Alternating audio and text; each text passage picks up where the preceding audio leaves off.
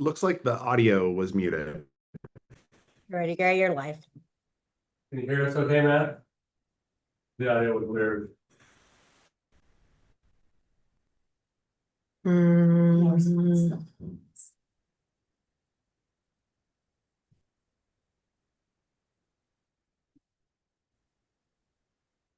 It should be working. Can you hear us, Matt? Yep. Okay. Oh, okay. It just went on mute for a yeah. Okay. You ready to roll? I'm ready to roll. Okay, good. All right. Good afternoon, good evening. Thank you for coming today. I really appreciate it. We'll talk a little bit more about what we're going to get into this meeting, but I'd like to start with introductions today. We've got some new faces in the table. I'd like to know who they're sitting with and give us a chance to get to know them a little bit. So Dr. Downs, we'll start with you in just a second.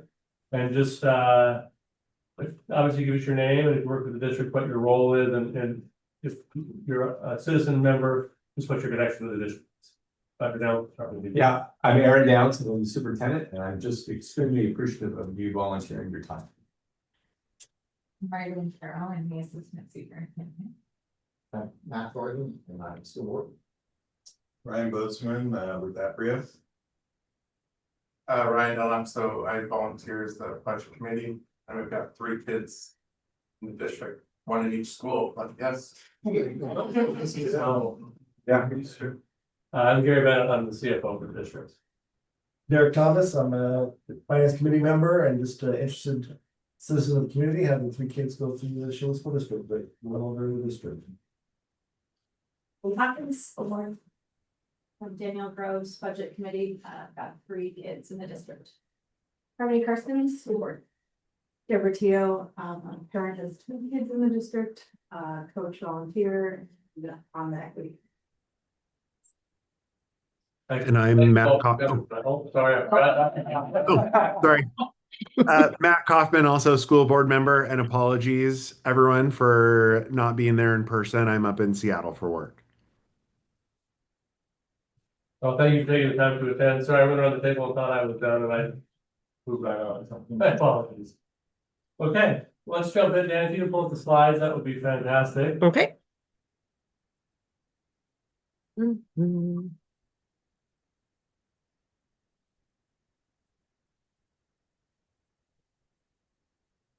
So, just to get started, I think it's important to kick this off. We are in a good place. We're pretty lucky to be where we are financially. Despite some headwinds against public school districts across the state, we've weathered the storm pretty well, and we're in a pretty good position. So I think it's important to just start with that and know that up front. We will talk about the headwinds in here, but all in all, we're in a pretty good spot with this. So tonight we'll talk about the bigger picture. This is a budget committee update. This isn't an official budget committee meeting. The official budget committee meeting will happen in a month from now, and that's the meeting in which the actual budget will be presented.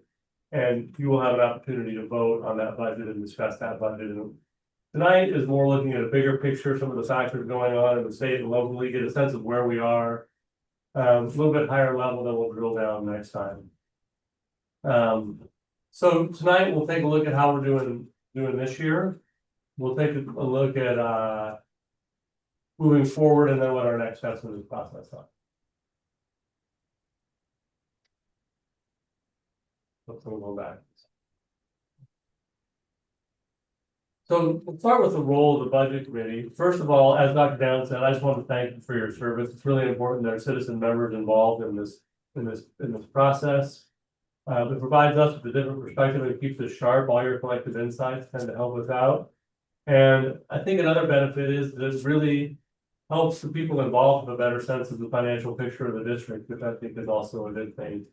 And I feel pretty fortunate to have all the budget committee members have background in some area of finance, which we've never had before, to my knowledge, and so that's really cool. I think. Y'all ask a harder question.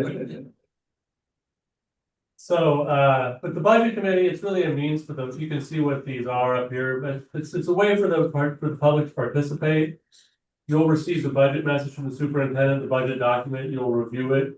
You'll listen to any comments from citizens in there. ultimately at our meeting in May, that's when you will approve the budget and set the tax rate. We got a couple different meetings set for that we'll talk about later. But the job is to really review and budget at major fund and function levels. Ensure the budget fits with district's goals and is in line with our goals and is justifiable and reasonable based on our prior year's things and budgets from the prior year and things of that nature.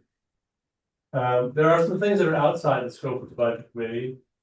These things on the screen here are left to either district staff or the board, depending on which one it is and what level of detail we're talking about. But things like salaries and contract staffing levels, those things are left for staff and the board. So that's a little bit different discussion. So with no further ado, let's jump into the financial forecast for this year. And in a good way, I'm feeling a little bit like the boy who cried wolf, in that as I've mentioned, I've been conservative in my forecast and open about that, and for good reason. I don't think it's a good time to be aggressive when you've got thin reserves with your forecasts. But I'm glad to be reporting we're in a better place than anticipated, a better place than I thought we would be, and I think that's good news. I'd rather be coming to you with that news than the other direction, but it's feeling like a little bit of a pattern. So let's take a look at what we've got going with this. So we'll just talk about an overview first. First, a big thank you to the voters for the local option levy. It makes a huge difference for our kids, provides a lot of financial stability, and funds 56 FTE in the district. And I know we have some hotspots around class size and some certain challenges with the levy, but things would be significantly different in this district, night and day different without this levy. So just a big shout out to the community for their support, and that's a huge strength for us. We're looking at a general fund balance that's going to increase by, we think, over $1 million this year from last year, and so that is really good news. And on top of that, we've set aside some additional reserves to help with some capital projects. And so not only do we grow our ending fund balance, we grew some other reserve funds as well, which will really help us down the road. Our challenges, not unlike your challenges at home. Costs are rising faster than revenues. I think a lot of people see that. Our challenge with enrollment, we'll talk about in more detail, but it's the same as it's been in prior years, where we have a large senior class exiting the system and a small kindergarten class coming in. As I mentioned before, we do have some pockets of larger class sizes. Overall, our class sizes are in really pretty good shape, but we do have pockets of that. And then there's just the insufficient funding to cover the services that our kids deserve and that we provide. Speaking about special education kids, the funding is just not covering those services that those kids deserve and need. And so those are some challenges that we face. But overall, I think you'll see we're in pretty good shape. The red boxes at the bottom of this is the forecast for our general fund. And one thing I should have mentioned earlier, if you have questions, comments, concerns, just stop, jump in. This is a discussion, a conversation. Don't hesitate to ask or just point something out you see that you want to talk about. So this is the forecast for our general fund. This is the main source of funds for the district. This is our source of unrestricted funds for the district. You can spend this on whatever the district seems feasible or prudent at the time. The main source of this is the state school fund, which if you look, you can see up here on these top couple of lines, though the pointer doesn't work on a TV screen, but you can see the state school fund formula at the top two lines combined together of the revenue side. The local sources of revenue, the bulk of that is the levy. The most of the funds in this district are the state school fund and the levy. There are some other funds in here, but that's where this comes from. It is the best indicator of our overall financial health is the status of this fund, and really what we focus a lot of our energy on managing. And so you can see the three red boxes show a history of ending fund balances, where we were at 2.43 million in 23-24. We jumped up to 3.325 million, and we're now projecting 4.674 million for next year. Now, of course, since I published this, a couple of things have happened that I would probably tone that estimate down a little bit. Just shifting state school fund estimates and things like that are really hard to predict. But regardless, we're seeing a sustained pattern of growth. And just to go back a little bit farther, at the end of 22-23, we were at 0.9% of reserves. Our reserves were 0.9% of our revenues at the end of 22-23. We jumped up to 2.6% in 3.5% in 23-24. You can see 4.57 and now 6. The district set a goal of getting to 5% by the end of this year, an informal goal, and that was through a recommendation we had. Those of you who've been on the board for a while, from the consultants that came in, who were having our financial challenges, and said, here's a good pattern to build back to. They recommended we try to get to 5% by the end of this year. We're projecting 6. So all in all, things are going in the right direction. You know what they're, what they're ending, so they said 5% this year, but is there like an end goal of 7%, 8%? Is there? We have a board, yes, exactly, great question. We have a board policy that takes us up to 8%. Okay. And so the plan was to get to 5% this year, 6% next year, 7% the following year, and 8% in 28-29. And so we're a little bit ahead of schedule to do that. And so, you know, now we'll need to make some decisions about how aggressively to move towards that and how to serve the needs of kids now and what makes most sense to do with that. Any questions about this? This is all good news. I like presenting good news. This is our special revenue fund, and this fund contains, this is restricted funds. Each fund in this group. That's got a question. Oh. Oh, sorry. Yeah. Sorry, Gary. I just wanted to jump in really Slide. quick on the general fund. You mentioned the fact that we try to be conservative through the year and anticipate disruptions and end with good surprises rather than negative surprises. And I just wanted to emphasize that that is something we've all agreed to, and that is actually kind of the approach that we've all decided to take, not just something that happens mysteriously at the end of every year. That's something that we've really tried to do consciously to rebuild trust in the community, and just to make sure that as we go through an academic year, the surprises that we have are positive at the end and not negative. So thank you to everyone for making that happen. Thank you, and I'll watch for the hand raised on the screen. Appreciate that comment. Thank you. So the special revenue fund, this is our 200 fund. These are restricted funds. In each fund in this, there's a series of funds within the 200 funds, and each grant and different funding source has its own different rules in here. They have their own application process, their own reporting cycles, appropriate use of the funds, things of that nature. It's largely a pass-through fund. There's a lot of grants that sit in this fund, and those grants, there's a couple of state grants and federal grants. Together, they're a bulk of the revenue of this grant, and we spend those down every year. They're spent on people for the most part. We hire a lot of staff with those grants. There's other sources of funds in here that cannot pay for people. There's construction excise tax funds that come into this fund, and those can only be used for capital purchases or capital repairs. There's some energy efficiency funds that flow into this account, things of that nature. So this is an account where it's a pass-through account on the money that we can spend on people, and then we have some extra funds in there for capital projects and other things, and that's that reserve amount that you see of projected at $4.8 something million. And things like we're in pretty good shape in this fund.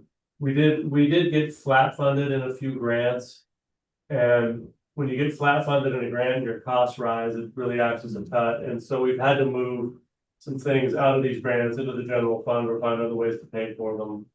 But for the most part, we've been successful in doing that and still maintaining a good fund balance. So that's worked pretty well. This is our debt services fund, and out of this fund, we pay debt. That's the debt services fund. The two debts specifically we pay back are One, our capital improvement bonds, so we're still paying on the bonds to build the ridges. And the bonds to build the new high school and all the work that was done in the transformation era. That's one bond we pay out of here. We also pay for a PERS bond out of here, which I'll talk about later on. It's a pretty important factor in broader financial picture of the school districts. You can see at the bottom that our fund balance is projected at $597,000. That's a good change. Those of you who've been on the board a while might remember that there was a year where we were worried we wouldn't have enough in tax collections to pay, and we were going to end up with a negative number. We ended up ending slightly positive, but we didn't have the funds in the bank to pay the bill when it was due, because the last bill was due in May, and then we collected another $500,000 after that. It goes into that fiscal year, and so trying to maintain a balance of about $500,000 is our goal in there. We're a little bit high on that right now, which is a good thing. We'll see how it turns out. And I'll show you why that's a good thing. So this is our bond rates per $1,000 of assessed value over time. And when we went out for the 2016 capital improvement bond, we told the voters that the bond price would be $4.20 per thousand.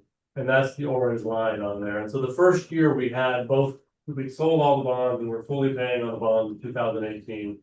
We were slightly over that number, but there's been a steady decline down since then. And we were intentionally conservative when we put this bond package together. We told our financial planners to lay it out that we wanted this pattern to occur. We wanted to come in far better than what we said.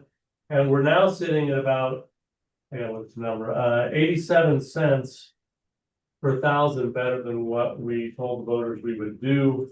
And for a homeowner with an assessed value of $500,000, that's about $435 annually in savings over what we promised. When you look out over the years, you can see that 2024, there's a little jump in the rate. That was the rate after we had the zero fund balance. We were worried about negative. We levied a little bit more money to build up that fund balance, and then the rate's been coming down again. And I think we'll be able to levy a slightly lower amount this year and keep that trend going, maybe even steepen a little bit. So I think I think that bodes well for just the financial stewardship of the district over with the bonds. This is our capital projects fund. These are funds, this is where the remaining bond funds essentially sit. We still have a few $1 million in bond funds. A large bulk of those are set aside for technology. But there are other funds in here. There's turf field reserve funds, there's curriculum funds, there's technology funds, there's maintenance funds, funds for a couple different bonds. The reason there's a bunch of money left in the technology fund is because we had planned in the bond 10 years worth of technology, 10 years worth of curriculum materials. And during the pandemic, Brady wrote a grant and got a grant for nearly $3 million that replaced every device in the district, every staff laptop, everything basically. Everyone that was a device per person, not computer labs, but every individual devices. And so we're able to roll those funds forward and get a whole other cycle out of that, which is a big deal. That was essentially $3 million to the bottom line. So that was a huge deal. So this fund's in good shape too. We spent some money. We've had some revenue come into this fund. We sold, part of the revenue was that we sold an easement through the Middleton property where there's going to be a storm sewer go. And so we negotiated what we think was a pretty good deal with Clean Water Services out of that. It took us a while to get there, but we eventually did. Collected a decent bit of interest because there's a fair bit of money sitting in this account, and we're still getting over 4% on that money in our state treasury account. So that's the main revenue source, and we're looking pretty good in this account as well. So that takes us on to 26-27. And you can see the strengths are relatively similar. That levy is holding us afloat, making a huge difference. Our fund balance going up. And I think one thing that is important to note, we'll talk a little bit, we kind of get into some angles about why this is, but we're just in a relatively strong position to our surrounding districts across the state. I don't know if you've read the paper, but there's a lot of significant reductions going on. While we have some minor reductions, Ours are kind of around the edges and not to the core, and I feel pretty fortunate to be here. In that situation. Again, the challenges are very similar as before. The only one I added to this. PERS rates are gonna take a pretty good jump next biennial. We'll spend some time digging into that because it's an important topic that. I think it's important that this group understands our strategy for addressing it going forward, and so we're all on the same page. So first thing we'll talk about is enrollment. And it may seem somewhat odd to talk about enrollment, maybe ad nauseum in budget conversations, but we are funded on a per student basis, so if our enrollment drops, our funding drops. And that's a challenge that every district, I can't say every district, that's a challenge that almost every district in the state is facing. As birth rates continue to drop, and I don't know if you saw the article in Oregonian over the weekend. That Oregon is facing among the biggest declines in birth rates in the nation. And the number of people who die every year is more than the number of people born in the state of Oregon every year. And I think what they said was it's 105 people die every day and 100 people are born every day. And so that difference accounted over the last few years of 19,000 fewer births than deaths in the state of Oregon. And that is a troubling economic trend, and it plays out in a lot of ways across it's a troubling trend in a lot of ways, but economically it is, and it certainly is in schools because it drives our funding and the thing, if you think about it this way, if you're in a growing district and you add 10 kids to a school with 20 teachers, that's half a kid per class. You can absorb half a kid per class pretty easily. You don't need to hire a new principal. You don't need to put any more lights on. And you bring in $11,000-$12,000 per kid. You bringing in an extra $100,000 and spending no additional money, really. When you get into declining enrollment, you take half a kid out of each of those classes. You still got to pay the principal. You still got to pay the lights. You still got to pay the custodian. And you got $100,000 less dollars to deal with. And so when you start entering into declining times, this becomes tricky to navigate and requires a lot of thought. So that's why we pay a lot of attention to it. Yeah, Derek, this is a quick question. I also saw a story a while ago in regards to just kind of departures out of Oregon, people, leaving the state. We first had kind of greater than what we had coming in the state. How much does that affect some of this as well outside of the birth? I think that has actually turned around. I read another article that our net population actually grew in the last couple of years, so our births are less than deaths. But I don't think we have the number of people moving here that we did. Yeah. And we certainly had a net migration out for a time. But I'm not 100% sure about that. Does anybody else who calls? That's what I saw too, yeah. Okay. We also know like what the trend is, like are they Yeah. younger with families Oh, or yeah. older people with no kids? I mean, it's a really hard factor to, It was. I just didn't know if you were seeing any of that, right? student population rates at all as well. I think after COVID too, we saw that a lot of kids went to Yeah. private school or pod learning or cohort learning, and they just never came back. Yeah. It's a combination for sure. And the trend we're seeing now. So this is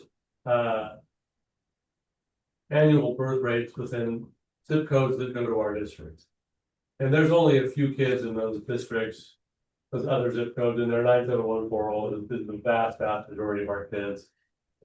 And so you can look at the trend over time, where in 2014, you know, that 4-year stretch on the left side, you know, there's kids in the upper 200s, and if you look at the 4-year stretch on the right side, it's dropped substantially. And so this year, kids born in 2021, there was 220, and so presumably a lot of those students start school in 26, 27 by a school year, which would be next year. Interestingly enough, Danny pointed out today that we're about to hit the first group of kids entering our schools who never had any impact from the pandemic. Right.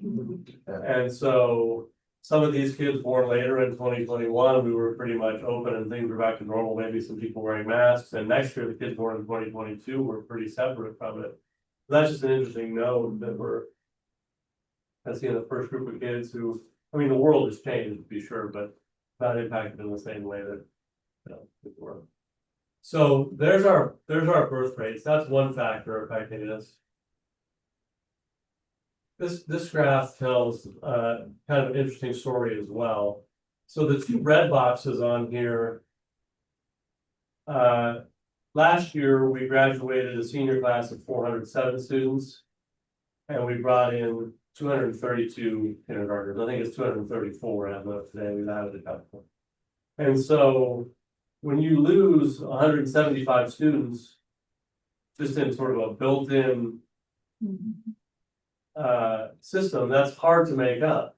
One thing we do have going for us that other districts do not, and this is one of the reasons we're in a pretty good place, is that we are a destination district. People still want to come here. They are moving here for the schools. And you can see that virtually all of these grade levels at 295 kids in 21-22 is now 351 kids in the fourth grade. And 321 kids in the third grade is now 383 kids in the seventh grade. And so that growth is really keeping us afloat and really making a big difference for us.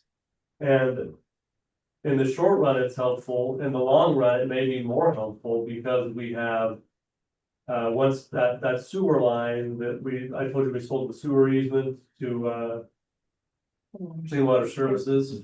That easement will eventually run from up by the high school under 99 through Middleton and down to Brookman.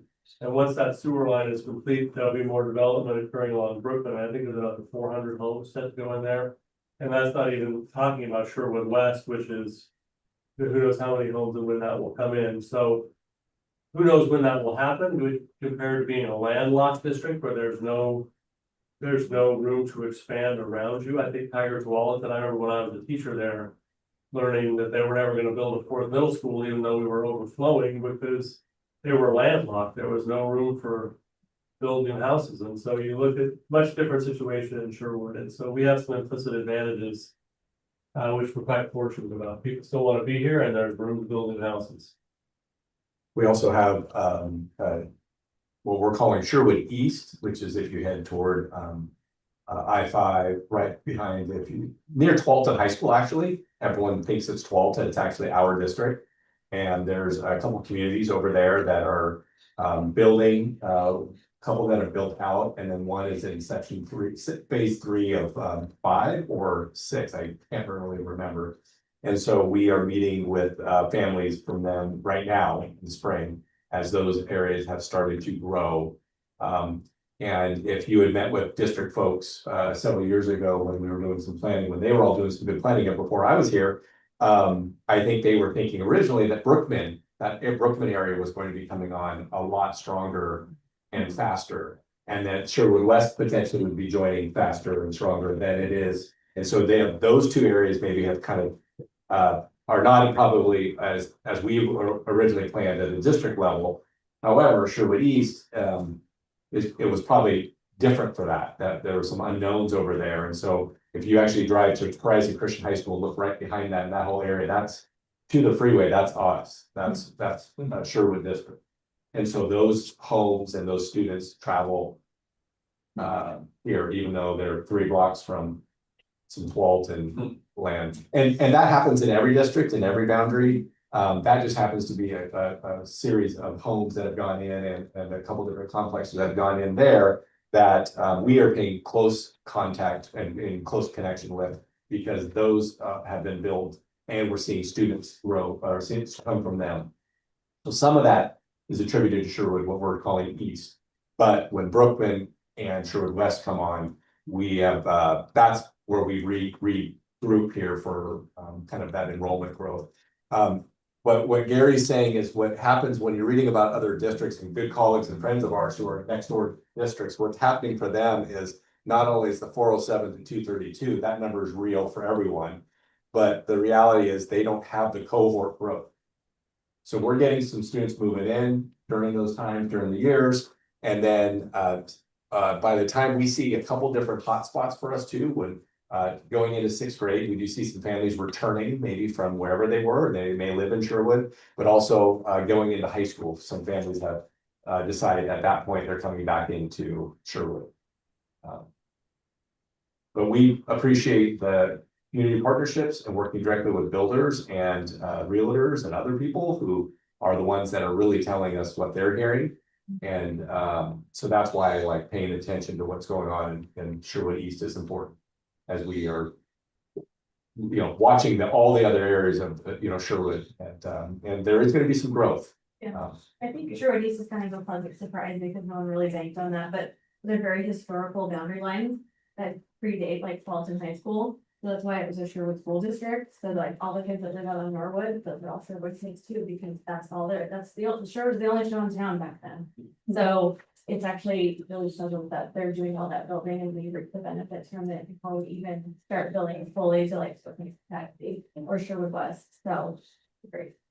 Although I will say all this development and everything flowing and not knowing when it's gonna come online has made it very hard to distinguish when you need to add an elementary teacher or not, because it's not reliable. And so when we hear that there's a certain class that's a little bit high at one school, we can't really hire a third grade teacher and then the next year ask her to please become a fourth grade teacher and then become a fifth grade teacher because that bubble is gonna keep moving. And so it has made it really hard and unpredictable in that way. And it would be nice to be able to predict that a little bit better so that we can support families if we get to a place financially to be able to do that.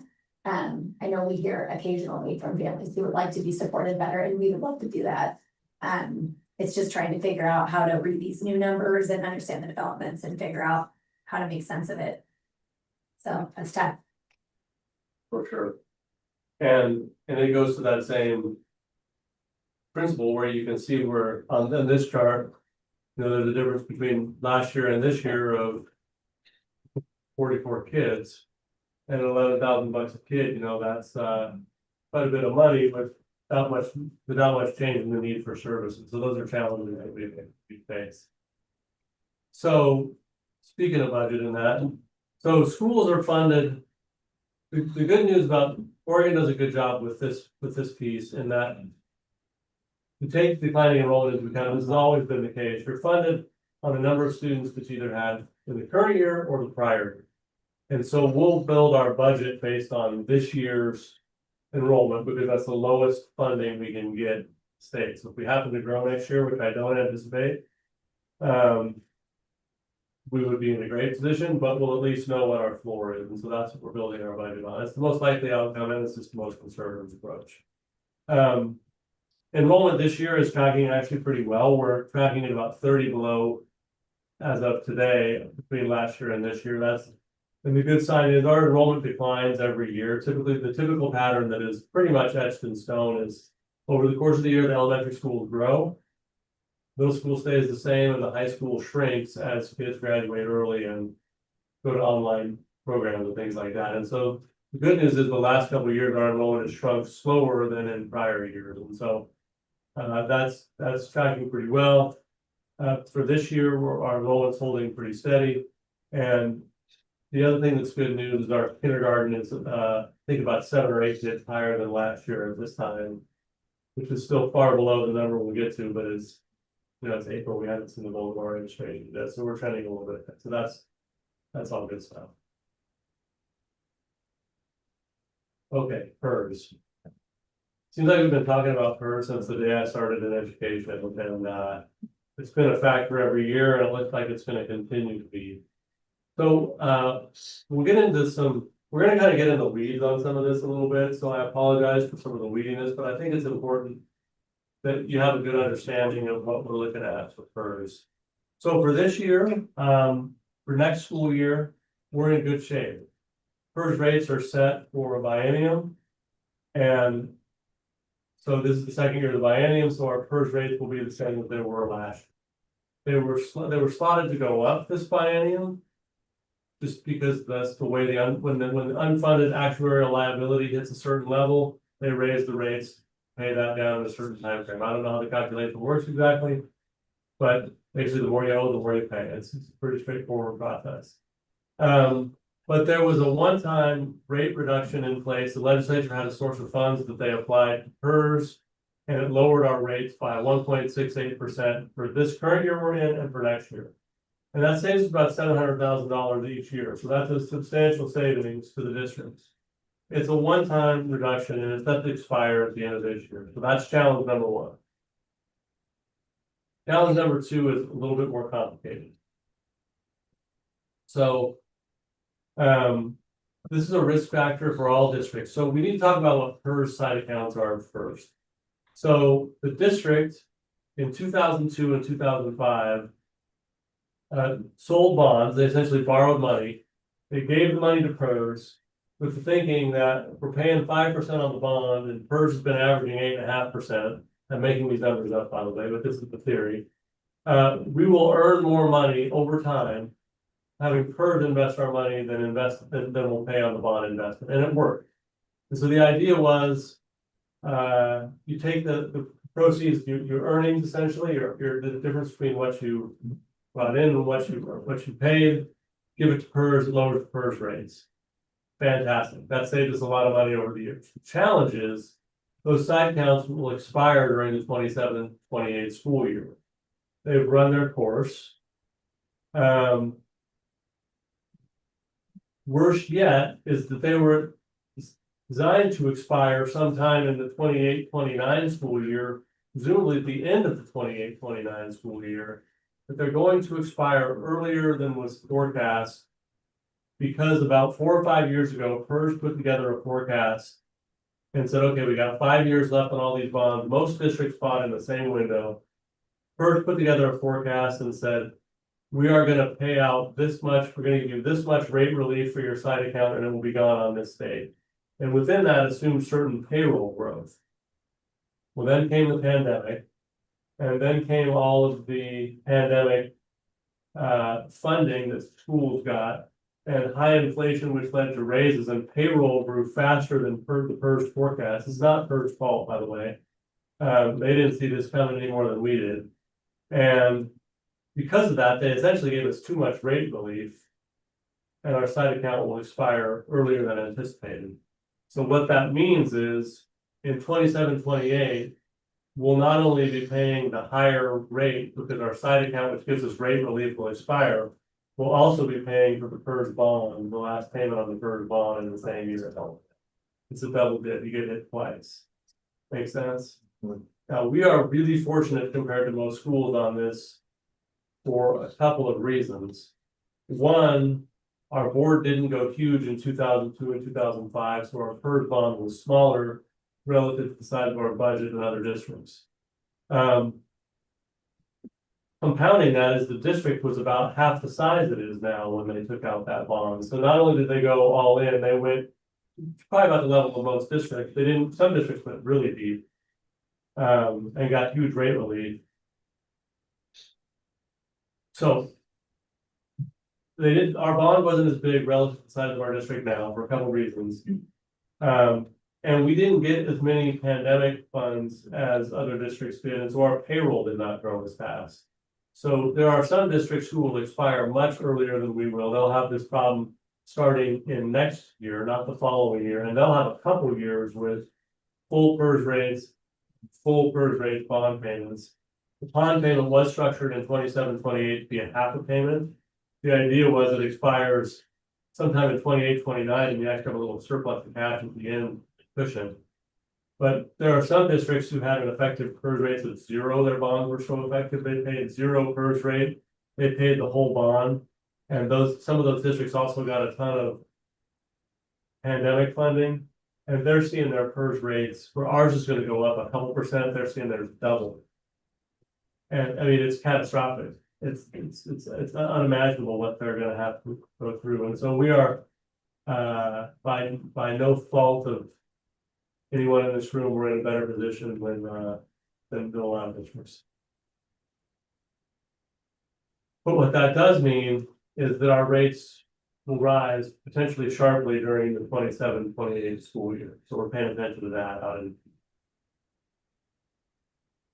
Just more information on PERS.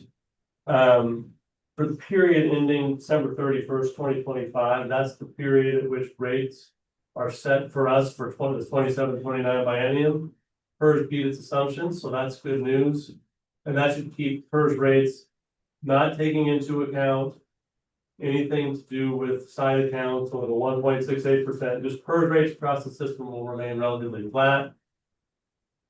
But for those reasons, I mentioned, most districts will see them go up pretty substantially in 27, 28, come down somewhat in 28, 29. It's really challenging to predict. PERS has given us an estimate of when our side account will expire. We don't know exactly. But we think it'll be sometime in the middle of 27, 28, which will sort of moderate that. Because we'll get rate relief for half the year. And then we'll only make a half a PERS payment, because that's all we have left. So ours will be relatively moderate, but we will still feel it. So can I assume too that I think you've already talked about this already, but these side accounts doing another bond type of, is it just interest rates are too high right now, so that's not gonna happen, that's out of it.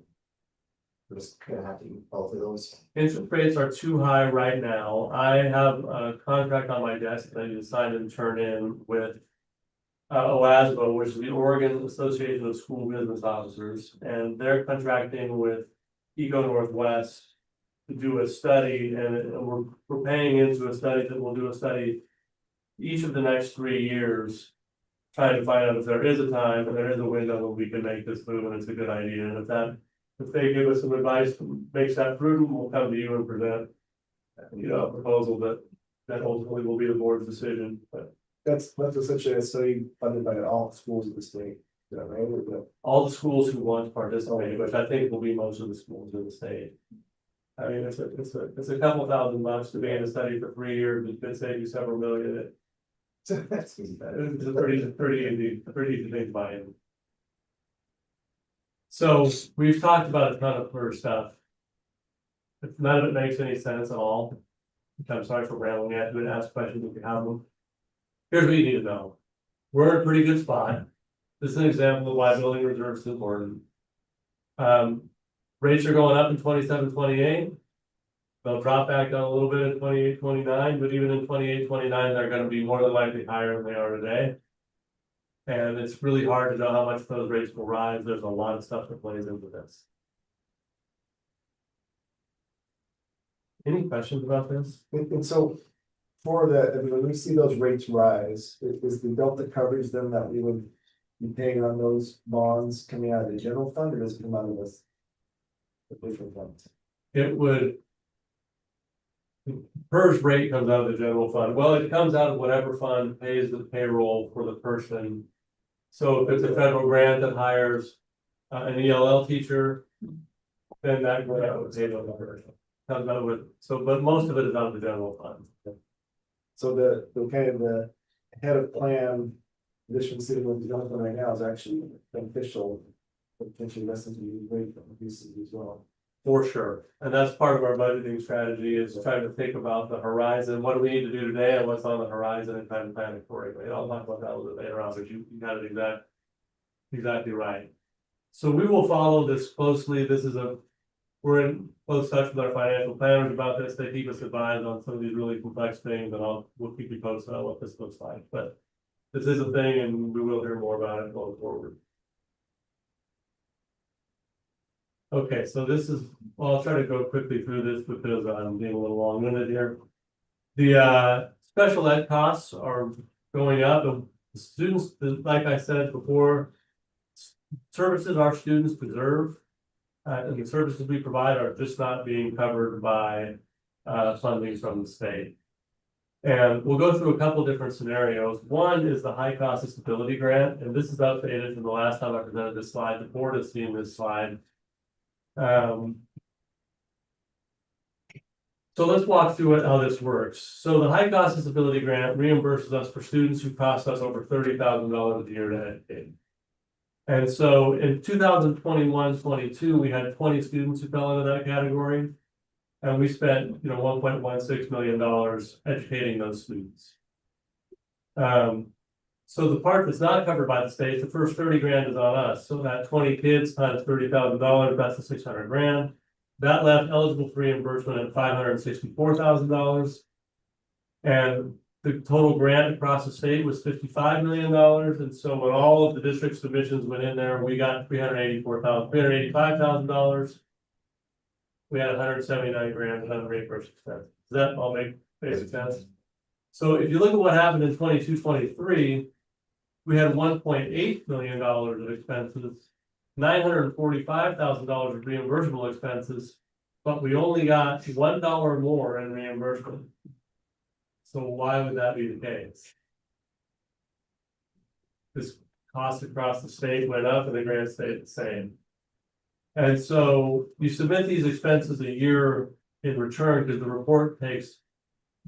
I can't tell you how many staff hours, we have to track every hour we spend with kids, and it takes some time to put together, so. We just got the results from our 24-25, and we had $4.4 million in total expenses. For 68 kids, $2.4 million, $2.385 million eligible, and we received $592,000 back for that.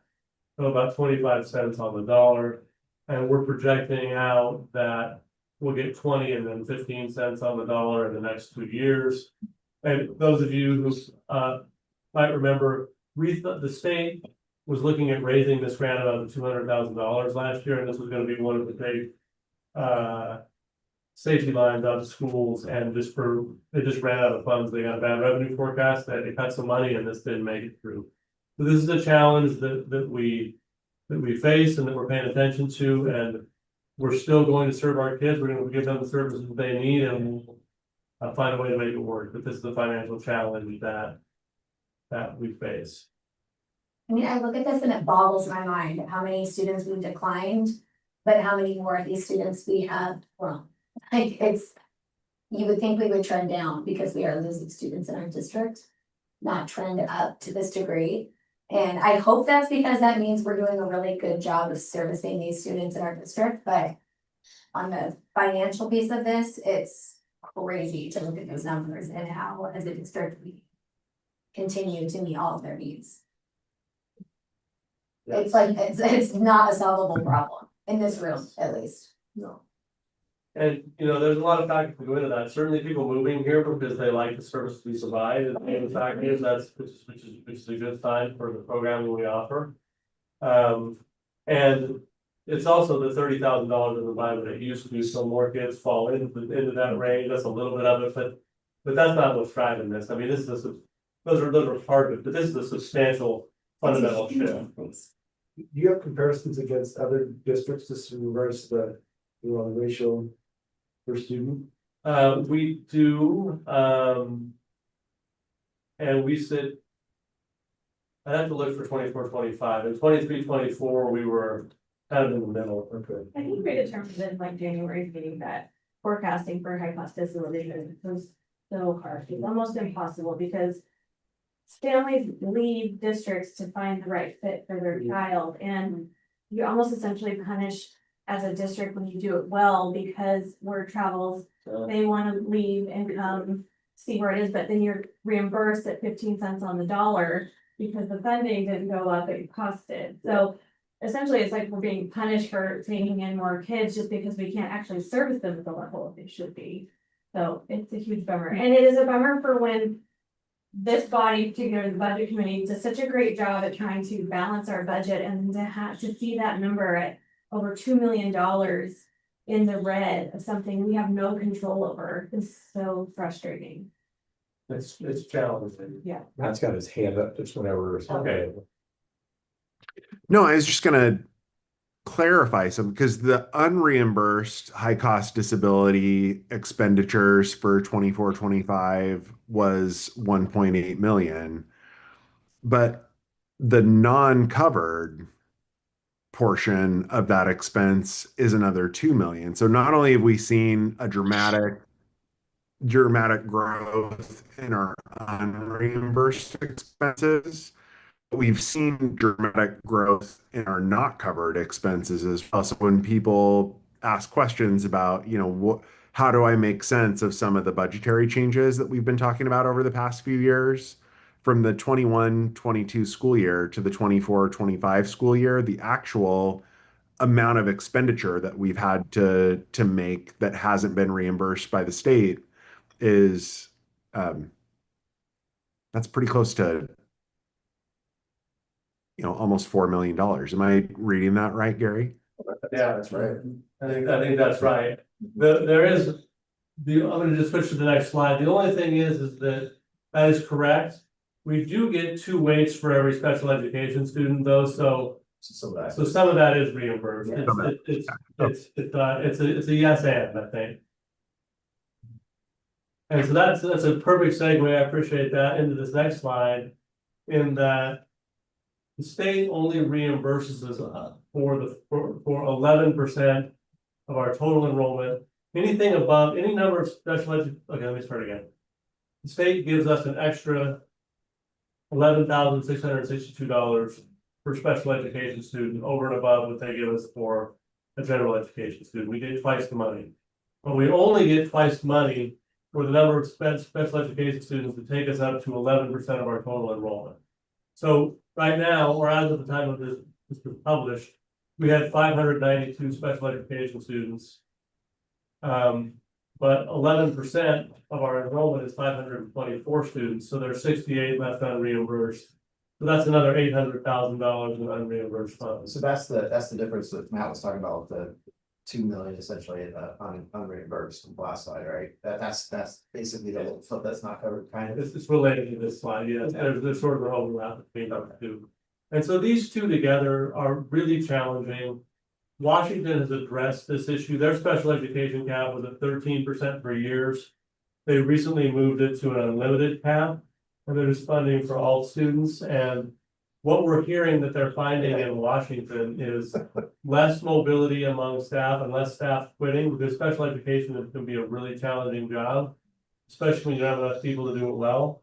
And they're finding less mobility among families who are searching for the right thing because the programs are actually funded. And so they're seeing some good results there, and I'm hoping our legislature wants to fund this. I think they want to do the right thing. They just have only so much money. I think this will come. I just don't know when.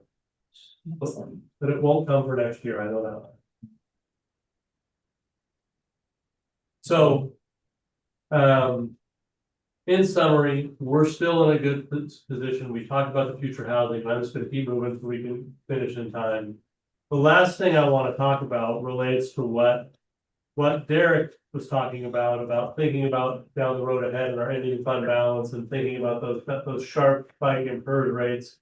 Really, the goal that we want is to have this smooth curve. There's going to be ups and downs, but what I've seen over the course of my career, we have all this funding, we bring in all this staff, we train them up, then we lay them all off in the next economic downturn, and then we hire a bunch of staff, we lay them all off. What we really want to do is smooth that out, so we just kind of have this little wave. And so we need to think about what our kids need today and what's on the horizon at the same time. And so to do that, our costs are increasing next year, and our plan is to make $1 million in reductions for next year. We think that helps us with next year, but we also think it helps us for the future in terms of keeping that curve in a good place. And so the good news is we'll be able to take these reductions largely through attrition, which means through retirement, temporary staff, people moving on. We always seek non-staff reductions first. We spend a lot of time looking through that for what can be reduced that has nothing to do with staff. That is a challenge because 85% of our budget is staff, 15% is other stuff, and a lot of other stuff is things like electricity, water, field maintenance, and so there's things that are, you can make a reduction in those if you put in LED lights, but that you gotta spend the money for the LED lights. So, so we're working on these exactly, depending on how our ending fund balance comes in. It might be a little bit less than this. We're watching hotspots in class sizes. We will just manage this going forward, but that's kind of where we are on that front. Compared to the catastrophic numbers we're hearing from around us, it's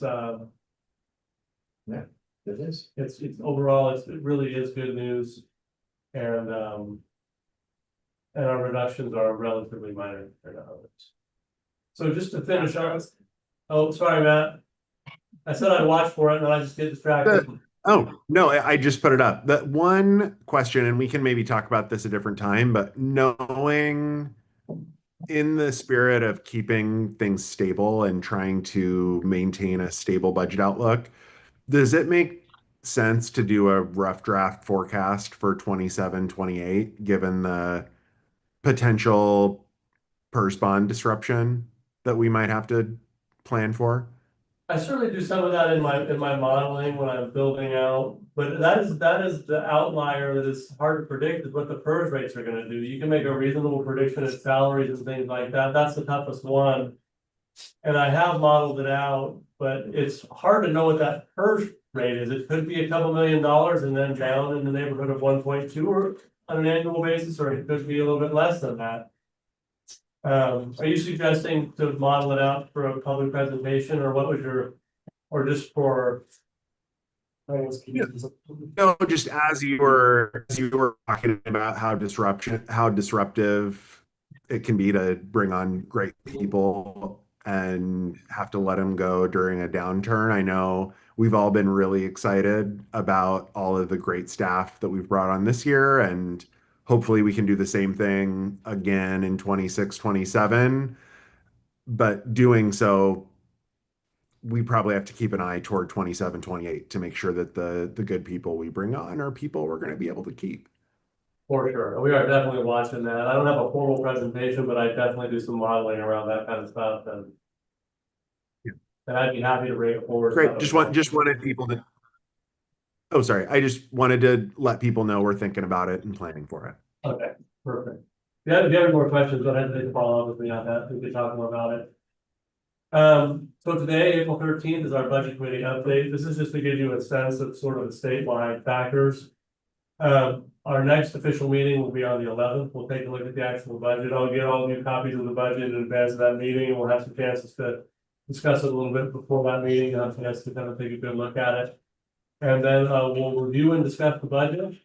Vote on approval. If we don't get it done that day, we have a couple more meetings scheduled for the 13th and 14th of May, and then on June 1, the day the board is scheduled to actually adopt the budget.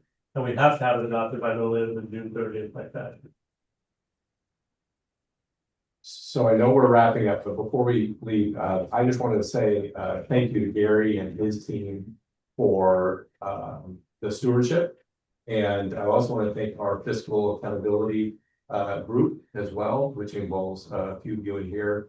And, for this team for leaning in.